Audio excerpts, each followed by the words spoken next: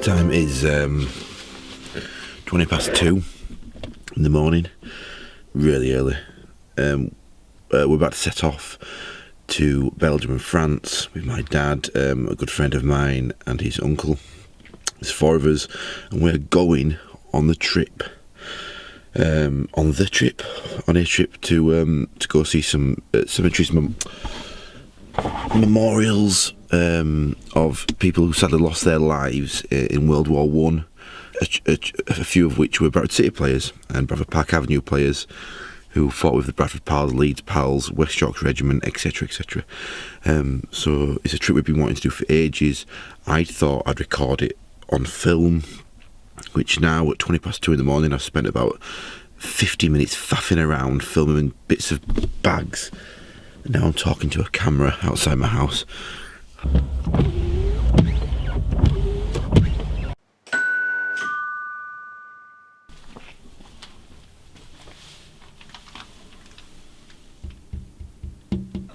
Good morning. Crash because I'm trying to get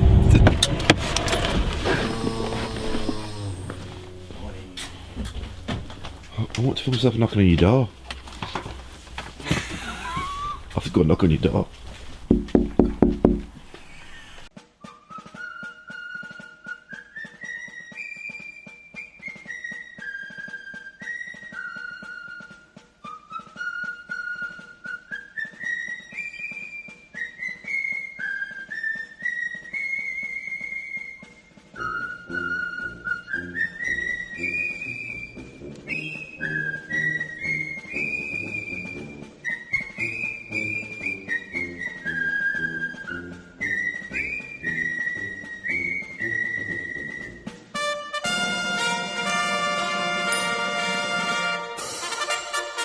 What's Bill doing? I don't know. We made it to, where are we? Folkestone? 7 minutes time, first call. Are we in Folkestone? Yeah. We made it to Folkestone on the, for the Channel Tunnel. Our train's at 7:50. No, it's right. The time is 7:20. We've got 20 minutes to get some breakfast, 20 minutes to kill. Pretty knackered. Not a bad journey though. Did it in about 3.5 hours. Nearly 4-hour journey. All the lads are outside.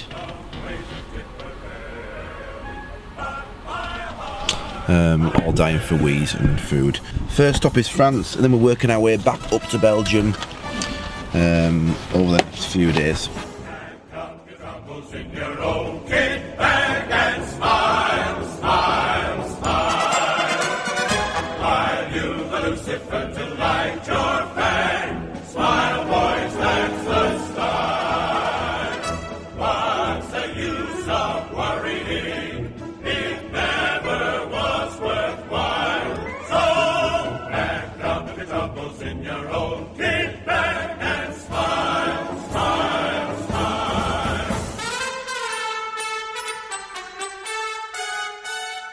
So the plan is to go to the Somme region first, which is in France, and then from the Somme we're going to work back up towards Belgium to Passchendaele.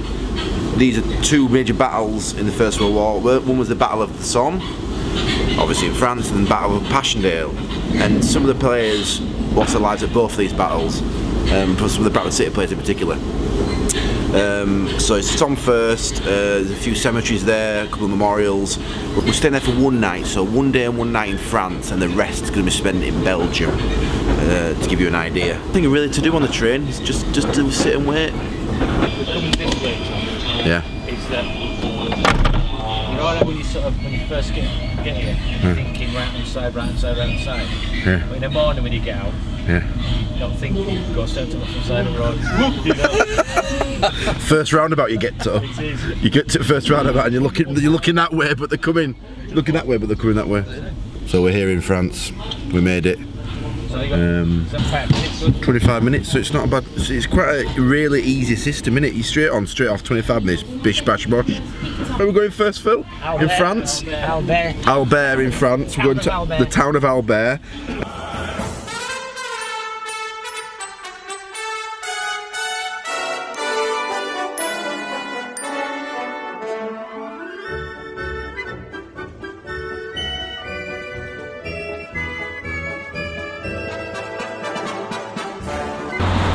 We're at the first hotel, arrived in good time. What's it called? Hotel Le Pays? P-A-I-X. So we're about to go to 2 cemeteries first. The first one's Gordon Dump Cemetery, where Donald Bell's buried, who played for Bradford Park Avenue. Thiepval Cemetery, and that's where Phil, who's on the trip with us, his uncle is buried there. So we're going to go to 2 cemeteries, see what we can find, the information on the graves, see what the gravestone's like. Quite interesting. It's a busy road this, can you hear me? I don't know. But it's lovely. When you drive through the Somme, you see so many cemeteries, it's quite unbelievable really. And the poppy fields, and obviously clearly a lot of history. And this hotel's got flyer and magazine about the Great War.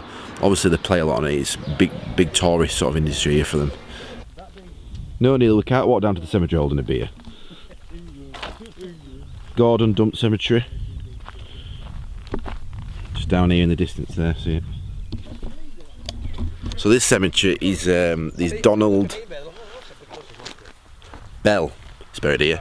He was the first ever professional footballer to enlist in the war. First ever, and he enlisted in the West Yorkshire Regiment, and he played for Bradford Park Avenue, and he's got a Victoria Cross, this guy, and he got the Victoria Cross for storming, these finer details could be wrong, I don't know, but this is what I've been told and read, storming like a machine gun turret by himself, killing everyone inside, potentially saving thousands of lives. So yeah, it's the first stop's actually quite impressive for the stuff he did, and it's an absolutely beautiful day. Look at that. What are these? Fields of what? Barley. Barley. Fields of barley. Barley or wheat. Oh, so it's not barley or wheat, right? One or the other. A lot of graves. You see this, which is a soldier. Let me see that. A soldier of the Great War. And basically this is like an unknown grave, so it's a body they've found and they've never, well, there's loads of you, one, never put a name to it, never come forward, never discovered, and it's absolutely loads of them, which is actually quite sad. What's quite apparent, what I've been just talking to Phil, is how well maintained these are. Like, the grass is immaculate, the flowers are beautiful, and they have these like sort of seating areas where you can just have time to reflect. This is just a small cemetery compared to some of the others. Tyne Cot, for example, which we'll be visiting at one point. But yeah, it's so eerie, quite surreal, and really, really emotional actually. You kind of feel your heart kind of swelling away, it's strange. So yeah, this is Donald Bell's resting place. Victoria Cross. 1,000 war cemeteries and 2,000 civil cemeteries. Belgium and France. In Belgium and 20 in France. Sorry. So we're at Thiepval Memorial now, which has got an amazing, massive entrance. It's the biggest in the world apparently. I'll show you that in a bit. So buried here is Neil's uncle is with us. Phil's uncle, Fred. Dad's uncle. Was he Langdale then? Yeah. He was a Langdale, Fred Langdale. And also Bradford City footballer Evelyn Lintott, who was a fullback. He was a teacher by all accounts. They went to play for Bradford City. I think it was left back or right back, as they called it back then. And he's buried here as well. He was with the West Yorkshire Regiment, and he was one of the first, like Donald Bell, to sign up for the war. One of the first professional footballers to sign up for the war. And this is like the museum that's being built here, because it is a massive cemetery memorial, this.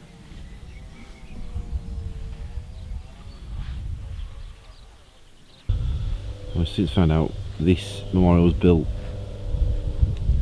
to honour the people who couldn't be found. So we're looking for panel 2A, 2B, C and D, I think, for Phil's dad's uncle, for Evelyn Lintott. 2A. So we think he was remembered here in this memorial, and he's also buried potentially at another grave. Yet to confirm, we'll probably find out later. You kinda, on this trip, you kinda learn as you go along how the memorials and cemeteries operate, so to speak, and who they remembered. But look at the size of that, 41 metres big, the largest British memorial in the world. Just been telling us about a guy called Alfred Dolby, who was from Harrogate. And he was 15 when he died. We found Evelyn Lintop. He was a lieutenant. And we found his name. You'll see in the video. But it's just, yeah, it's unbelievable, really. You can't grasp the sheer volume of the deceased. There's David Bowie's granddad here, Charles Dickens' grandson. So a few famous sort of relatives. We've also found a couple of Fletchers, which we never even knew about, were from East Yorkshire, which is where my granddad was from. So we'll look into those when we get back. You work for the World Graves Commission, you're based out here? Yes, I live in Iraq, along with 5 others. Right. We're interns with the Commission, so we work 5 days a week. Hello. If you can hear me. So today, by the way, the hotel we're in today has got some lovely like poppies. Look at these pictures down here.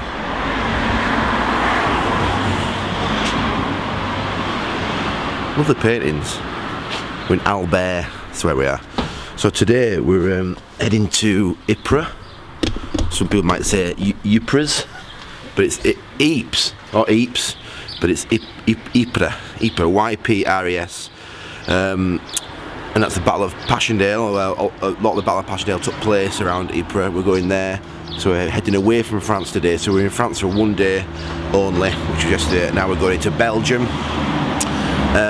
And we're going to meet John, who's a member of the British Legion Passchendaele branch. I'll put his term up on the screen, the official term. And John looks after, we're going to find out, we're going to interview John actually, see what he does, because the donation that me and Dom raised money for the selling of the polo shirts, the Jimmy Spears polo shirts, it's going to John. And what he does, it's maintaining cemeteries, it's doing services, etc, etc. But we will find out exactly where the money's going, so we're speaking to John in an interview. So we're going to go to Jimmy Spears' grave, which is at Dochy Farm, which is going to be, you know, eye-opening, because this is the guy who captained the FA Cup team when we won the FA Cup, scored the winning goal, an absolute legend. He was on the t-shirt that we sold for the donations, which we'll be wearing today as well. So we're about to head out in the car, and the boys are talking. Also Dochy Farm, and also the Menin Gate is in Ypres. The Menin Gate has got a couple of Bradford City players on. When we get there, I'll tell you which Bradford City players are on the Menin Gate. So we've just had a quick stop at a cemetery called Thistle Dump. We think Evelyn Lintop, who was a Bradford City fullback, who was remembered on the memorial at Thiepval, we think he might be buried here, because there's a random post on a Google forum to suggest he is. So now, what you realise is when you're driving along the roads around here, there is absolutely loads of cemeteries, loads, everywhere. It just showed the sheer amount of people that died and lost their lives. It's unbelievable.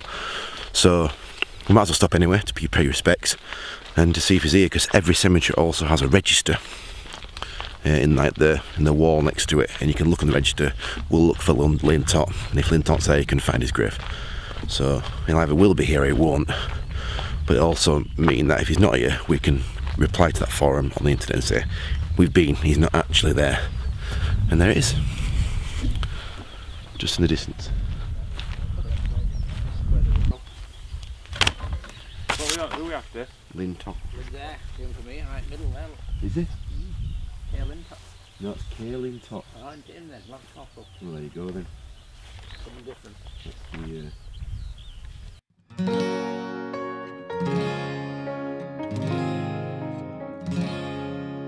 Down at the drill hole, the boys all wait to sign. Each one determined to join the Western Line. They swear their allegiance to country and to king, proud as the football songs they sing.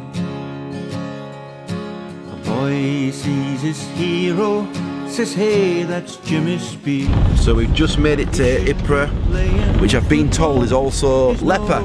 Leper is Ypres, Ypres is Leper. It's a new name for it. Is this our hotel? Garage door. The grave turned out not to be Evelyn Lintot's. It was a different Lintot from a New Zealand regiment. So we cleared that up anyway. But as you saw, it was another cemetery. So yeah, anyway, we're in Belgium. We're trying to find the hotel. Sing for the boys, row after row, destined to lie where the red poppies grow.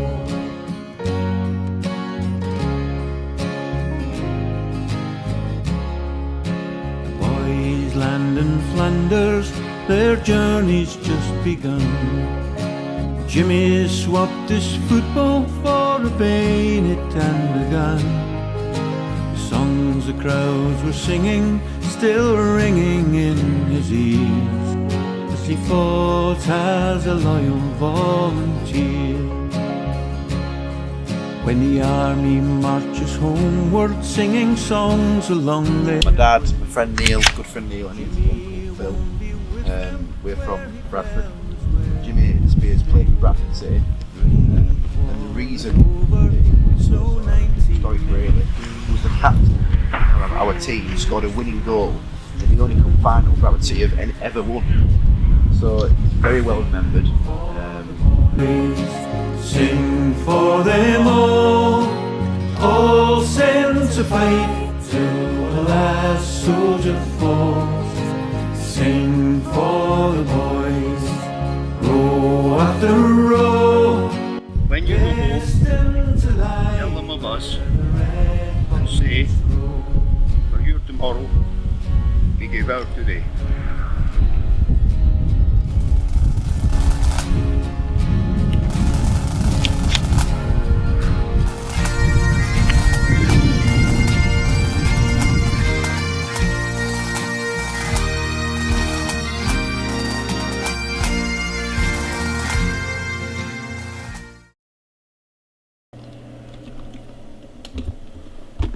So at this point in the edit, I think it's important just to give some context into the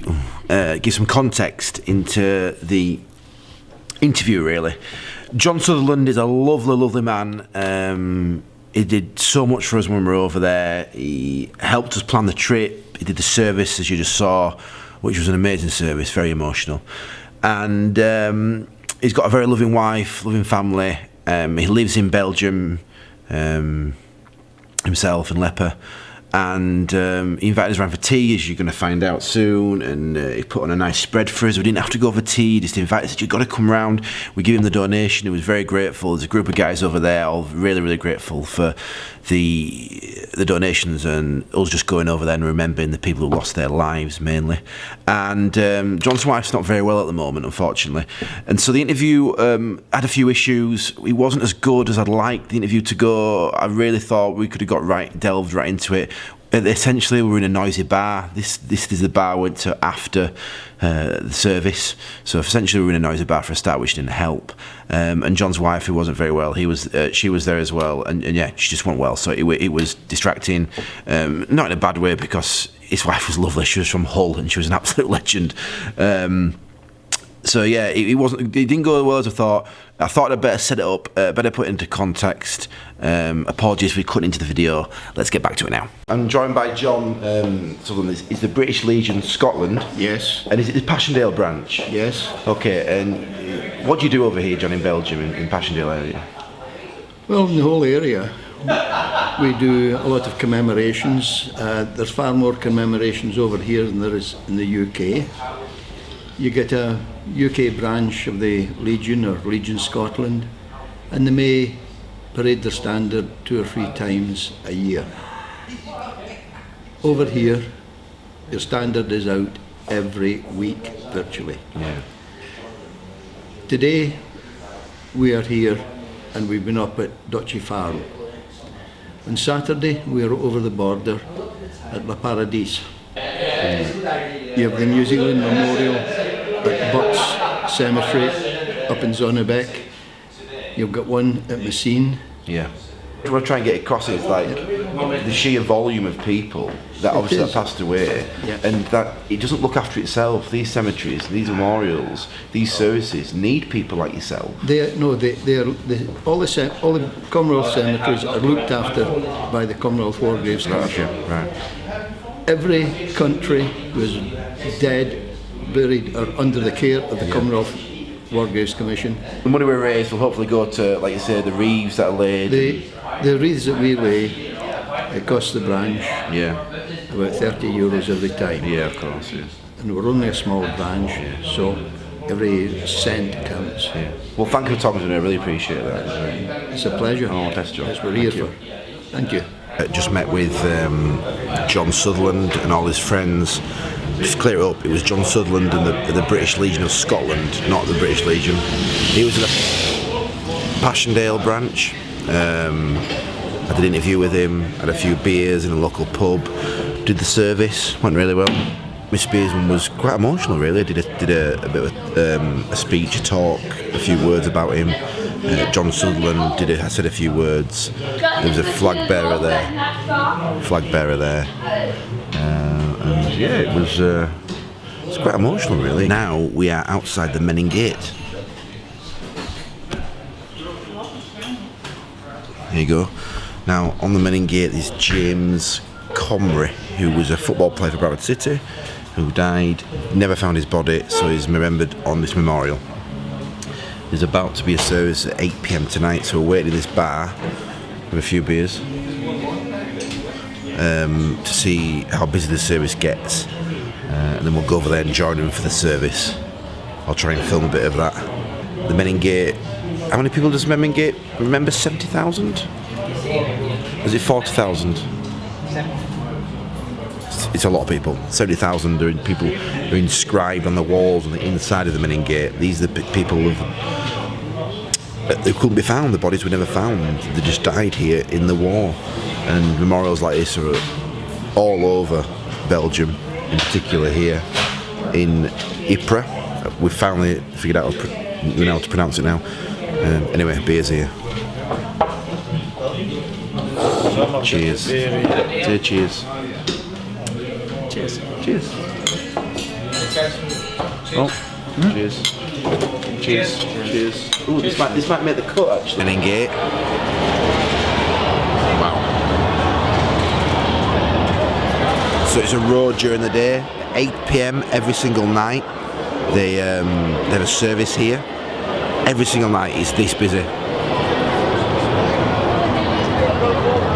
As you can see, people coming to remember, families, friends, and you can actually book in to lay a wreath and do a service. So I think tonight there's like 5 or 6 sort of groups of people or people themselves who will come and actually do a service. And I think they lay a wreath down, there'll be like flag bearers. And it's literally every single night people come and remember, and that's due to the fact that there's 40,000 people remembered here.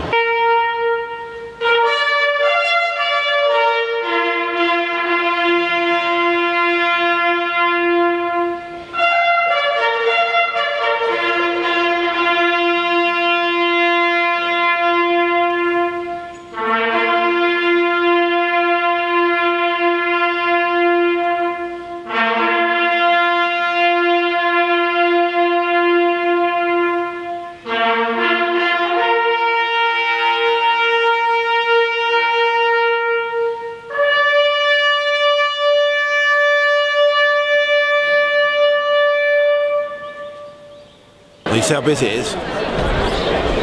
That's like that every single night. From 8 o'clock, every single night, that's how busy it is. It's unbelievable, actually unbelievable.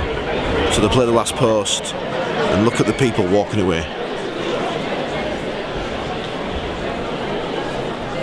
There must be hundreds, 200 or 300 people walking away from Menin Gate. It's actually unbelievable. We've just arrived at Tyne Cot Memorial, which is in Belgium still. Just Ypres, just about 10 minutes away from Ypres. It's the biggest memorial it's actually a cemetery and memorial in Belgium, and we have a player here called Robert Torrance. I don't know if he's buried here, but he's definitely on memorial. Now Robert Torrance played 161 times for Bradford City. He played in the FA Cup final. Apparently a hard-working player, an understudy to one of the players, and he only ever played for us. He played for a random team in Scotland, and then he played for Bradford City. So we're going to go try and find his name or grave. We don't quite know yet. He's got my coat on. It's raining today, if you haven't gathered. It is raining. We had a good night last night at the Menin Gate. That was quite unbelievable. It was hard to film anything, to be honest, because there were so many people there in cameras. 10 till 6. Well, Tom put us over there 10 o'clock, didn't he? Yeah, we did. Yeah.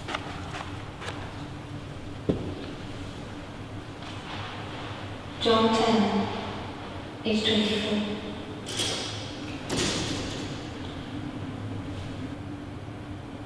John Ian Rose, age 19. Austin Patrick Hudson, age 24. Alexander Boswell Campbell, age unknown. Walter Guy Nicholas Breton, age 28. We're here in Tyne Cot. The people who couldn't find the bodies, they're remembered on the walls here. I think that's where Robert Torrance is, which we will find very shortly, and the grave's just over my shoulder.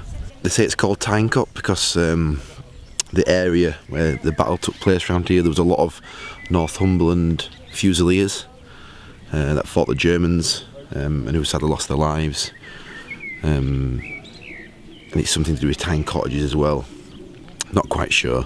There's so much information to take in. There's so much history. There's so many people from all over the Commonwealth came and fought in these areas, and that's why certain places are named after those people. So you'll get like Oxford Road Cemetery, for example. Then you'll get Newfoundland, which is named after people who came over from the island of Newfoundland, which is just off Canada. They were part of the Empire, the British Empire back then.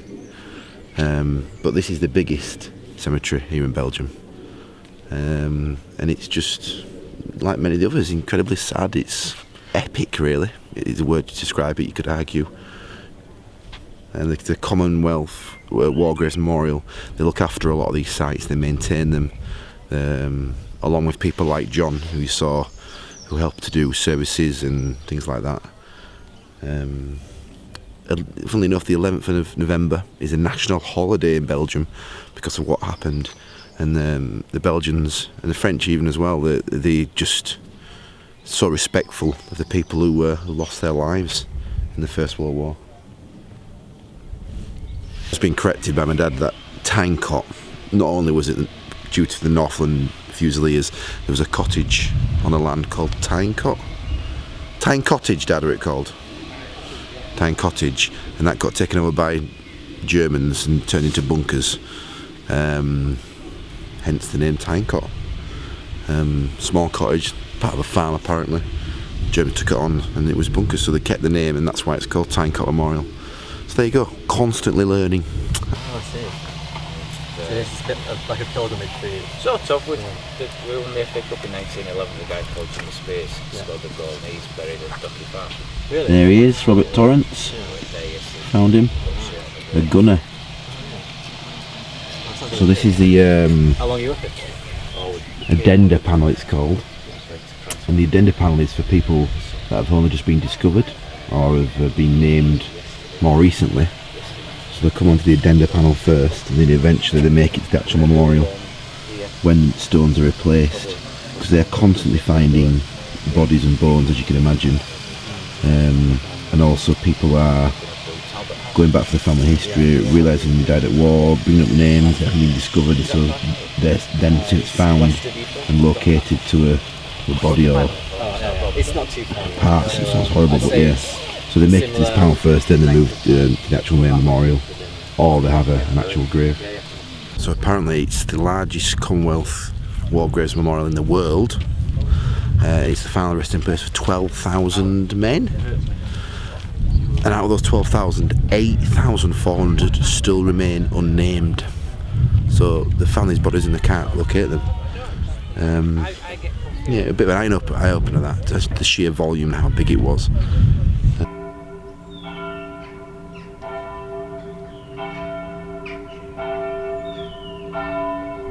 Last night we went to John's house. It was very nice. We had homemade Flemish stew, which with beef and prunes. It was lovely. And he showed us around his extensive collection of sort of like, well, bullets, bombs, things like that. He was actually an RAF pilot himself for a period of time, 5-10 years. He was a mechanic, not a pilot, so he worked for the RAF as a mechanic. So he knows extensive knowledge about planes. So he had RAF medals, he'd collected all sorts, badges, buttons, because every regiment had a different button on the uniform. Pictures of planes. His house was like almost like a mini museum in itself. He had these old guns on the wall, like 3 old guns, one actually found in a World War I battlefield, and 2 replicas, I think, just hung on his wall in his office. So it was quite amazing. But walked on last night, had a couple of drinks, and then today we're in Ypres still, which is Belgium. We're going to the Ypres Museum. We're going to head there this morning. It's quite a big museum, and we're going to go back to the Menin Gate, as that's where James Comrie, who played for Bradford City, that's where he's remembered, right at the very top. You can just see his name. So we'll give you a bit of information on him. And then from there we head to Bruges, and from Bruges we go to Zeebrugge, and then Zeebrugge we get the ferry back to Hull. We get the ferry home tonight. So it's our last full day. We're going to try, potentially, go to the coast near Zeebrugge, because there's a player there called Connellan. Now Jimmy Connellan was the first £1,000 transfer. So he was one of the biggest players Bradford City had, and when he joined Man City for £1,000,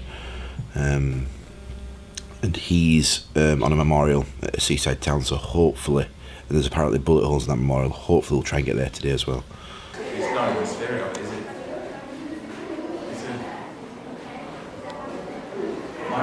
And this is the memorial at Menin Gate here.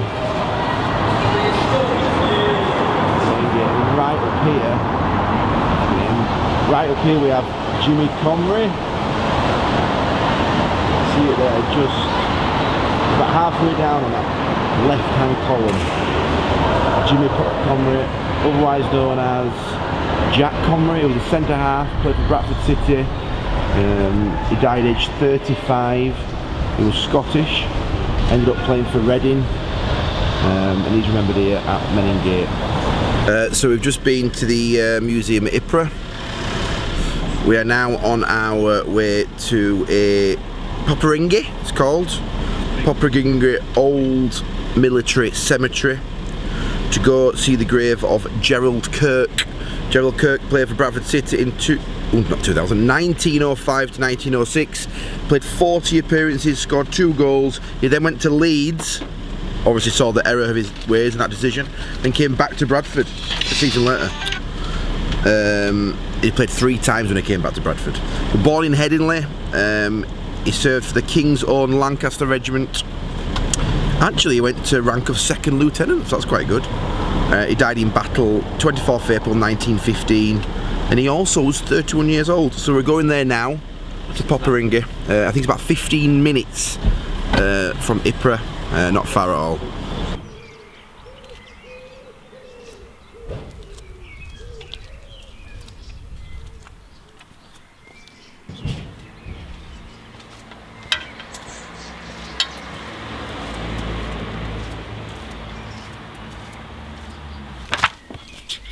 I think this is the on the book. It's the 5th register.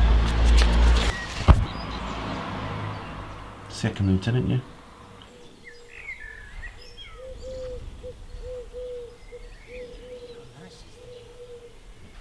Here in Poperinge, this is the old cemetery. There is 2. There's the old military cemetery and there's a new military cemetery. It's the one further down the road, kind of down a snicket, not on the direct side of the road, if anyone's wondering. And he's on the front row, pride of place. Here's our Gerald Kirk. There he is. G. Kirk, Royal Lancaster Regiment, 24th of April 1915. That's Bradford City's centre half. Oh no, we didn't actually know where he played. What we do know is he played for Bradford City. He went to Leeds and then he came back to Bradford City. He played about 45 times for City. Scored a few goals, so he probably was a defender. And he's immaculate. Cemetery.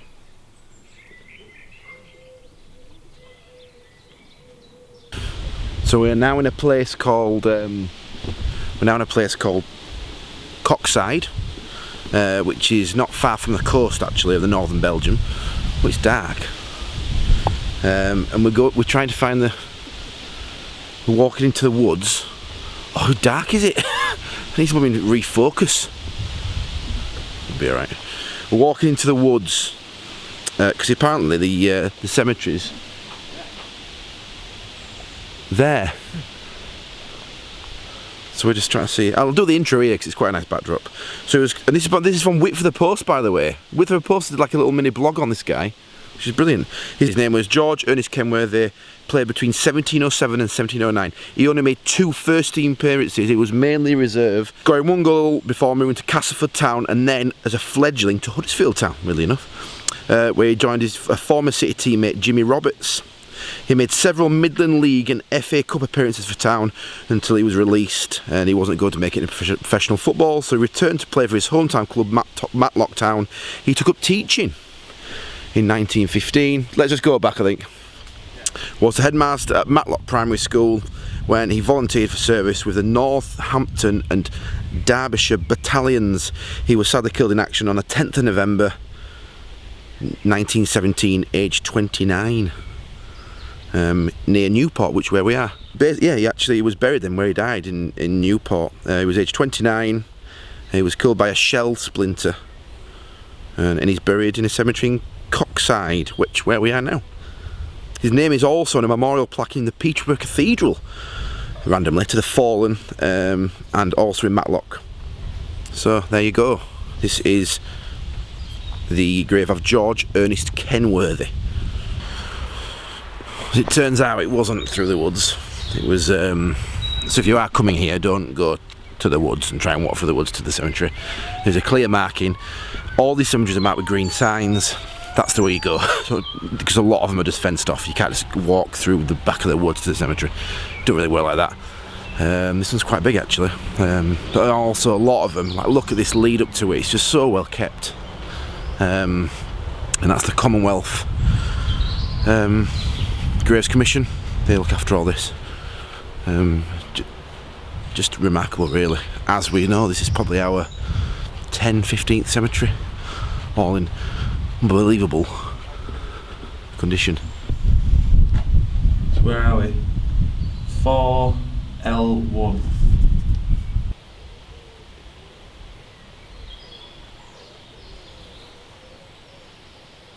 We are here at the King Albert I Memorial.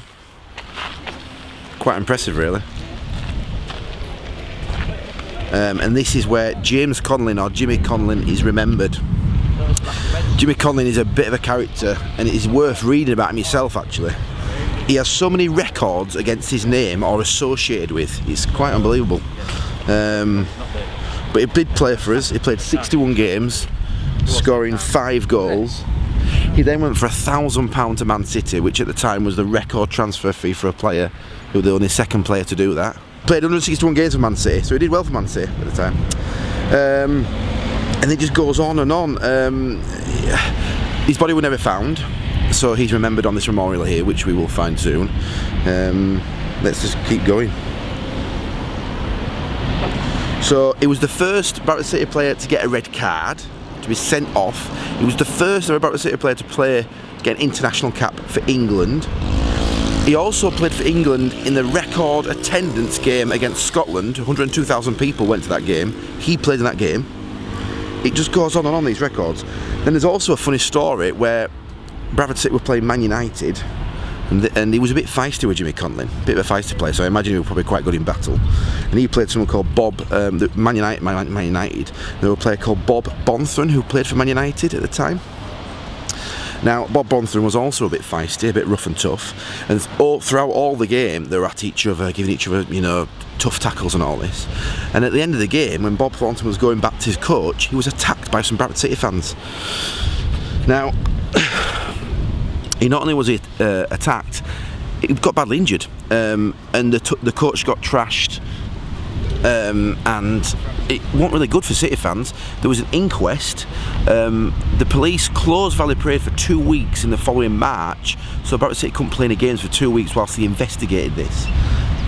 It was in the 1906 season this happened.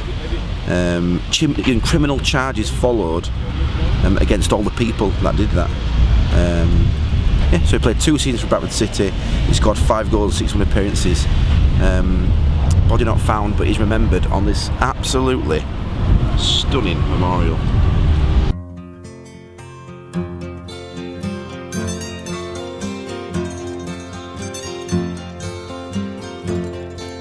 Well, how do you do, young Willie McBride? Do you mind if I sit here down by your graveside and rest for a while? Need the warm summer sun. I've been walking all day and I'm nearly done. I see by your gravestone you are only 19 when you joined the Great Fallen in 1916. Also, apparently in this memorial there is bullet holes that you can see dotted around. Apparently, we had a small discussion that a member of our party thought they were like iron rods to support it, but they definitely look like bullet holes because there were holes in the brick, and then bullet holes are from World War II. By all accounts. Lowered you down, and did the band play the last post and chorus? Did the pipes play the flowers of the forest?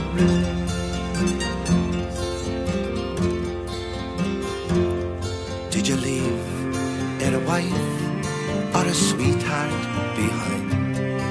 In some faithful heart is your memory enshrined, although you died back in 1916.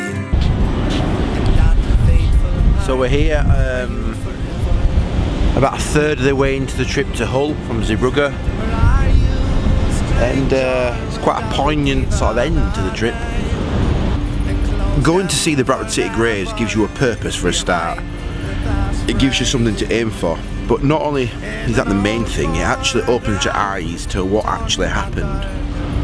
The fact that there's cemeteries, memorials, graves literally every 50 yards, 100 yards is unbelievable to see. It's not just like you're paying your respects, to see the vast sort of scale of the war, and the lives that were sacrificed for the country is just something beyond what you can comprehend. You know, when you read the stats, you see the museums. 10 million people lost their lives in this war. 10 million people, and it ain't just any old people. You know, we came to see Bradford City footballers, which only equated to 11. You know, that was nothing. There's people from all walks of life. So yeah, it's quite emotional, really, when you think of it like that. We managed to get to 9 out of the 11 players. There were 9 Bradford City players, 2 Park Avenue players. So we managed to do 9 memorials or graves of those players. The other 2 were really far down south, so it's quite hard to actually go see them. It's a longer route to get there, whereas the 9 that we did were kind of in our vicinity, so it were a lot easier to do. But every grave was immaculate, well kept, and I know we did the filming, we did the video, but we also, all four of us stood there and actually paid our respects in a way. We stood there, had a moment of silence, and we thought about what we not only gave for being a Bradford City player, but what they gave for the country, which was a lot. When you went to the First World War, the odds on were that you were going to die. That were it. You were odds on to die. There were very little survival. Out of 10 million people who died, 10 people who died out of the millions who went there. So there was a good chance that when you were leaving the country, probably for the first time ever going abroad, you were going to die. And you know, you weren't just leaving your family and being a footballer, whatever job you did. It was a suicide mission for a lot of those people. And to think of it like that, and think about how that translates to today's money. You ask about the City professional footballers now to go fight for the country, how many would say yeah? At the first it was voluntary, so the first people that went up, Jimmy Spears, etc., they volunteered, and in the end it became compulsory, they had to go up. So a lot of the players that used to play at Bradford ended up going up. So there were professional footballers that played for him, and then when they go into the wall, they weren't footballers anymore. But the fact is they still played for the club, so they still had a link to us. And if I could recommend anything, is just to do it. Do the trip if you can, and just witness it and feel it. And I don't know. it's quite hard to explain, really. And look at that for a view. Look at that for a view. We'll end on this view, I think. Did the band play the last pause in chorus? And did the pipes play the flowers of the fall?